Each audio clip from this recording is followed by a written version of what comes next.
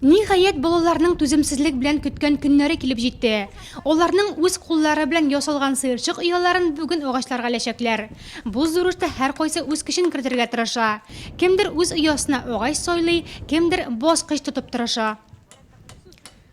Без бу скворечниклары хезмәт дәресендә үзебез ясадык һәм бүген эләргә килдек. Без шулай итеп табигатькә булышабыз. Сыерчыклар җылы яктан килгәч, аларны туган якта шундый җылы матур өйләр көтәләр.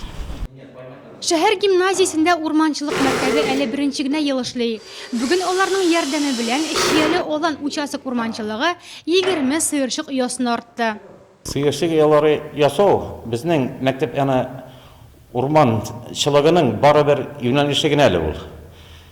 Без укучылар белән менә бу җәйге көннәрдә туфракның структурасын, банитын өйрәнәбез. Аннан соң менә кизен без 100-дән артык алмагач куага утыртып калдырдык безнең гимназия тирәсенә. Аннан соң менә бу сыерчыклар ясаганда укучылар кайсы материалдан нинди әйбер ясарга була, агачның структурасын, аның катылыгын, йомшак агачны кулланырга була, барысында өйрәнәбезләр.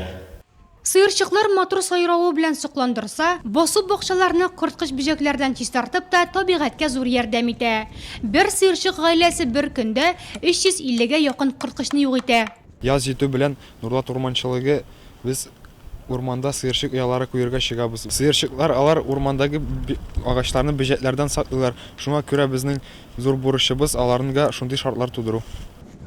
Беренче сыерчык оясы Голландиядә 16 гасыр башында ясала.